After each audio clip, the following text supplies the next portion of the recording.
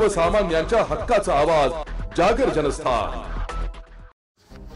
धुळे शहरातील चाळीसगाव रस्त्यावरील गीता जिनिंग व प्रेसिंग कारखान्याच्या आवारात श्री कार्तिक स्वामींच्या खासगी मंदिर व्यवस्थापनातर्फे दिनांक 5 नोव्हेंबर 2025 रोजी संपूर्ण दिवस मंदिर उघडण्यात आलं। या दिवशी कार्तिक पौर्णिमेनिमित्त भाविकांना दर्शनासाठी त्रास होऊ नये यासाठी युद्ध पातळीवर तयारी करण्यात आली होती।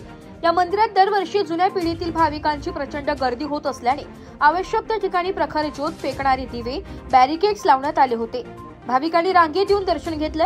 धुळे येथील चाळीसगाव रोड लगत गीता जिनिंग व प्रेसिंग कारखाना आहे। पूर्वीच्या बीजे राम डेडराज ऑइल मिल आवारात थेट पन्नालालजी जीवनरामजी अग्रवाल यांनी संवत 1982 श्रावण शुद्ध अष्टमीच्या दिवशी श्री महादेव मंदिराची स्थापना केली।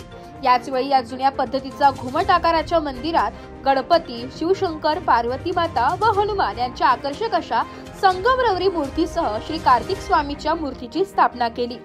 तेव्हापासून या ठिकाणी येणाऱ्या भाविकांची नंतरच्या काळात श्रद्धा वाढत गेली। हे मंदिर जागृत असल्याची भावना निर्माण झाल्याने दरवर्षी या मंदिरात सतत महिला व पुरुषांची गर्दी वाढतच राहिली। या पार्श्वभूमीवर मंदिराचे प्रमुख श्री भरत विष्णू प्रताप अग्रवाल यांनी यंदाही भाविकांच्या सुविधेसाठी योग्य ती व्यवस्था करण्याचे प्रयत्न केले होते।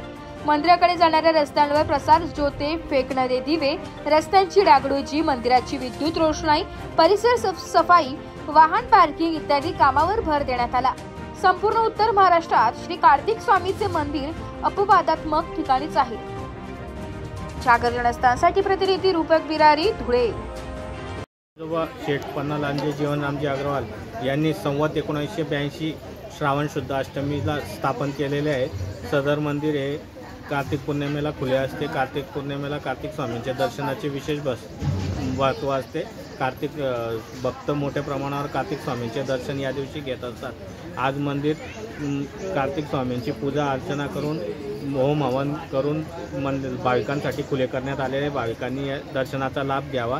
या मंदिरामध्ये शिवजी, पार्वतीजी, गणेशजी, बजरंगबली तसेच आपले नंदीजी यांच्या मूर्ती आहेत। तर कार्तिक स्वामींची देखील मूर्ती आहे। तरी कार्तिक पौर्णिमेनिमित्त भाविकांनी दर्शनाचा लाभ घ्यावा।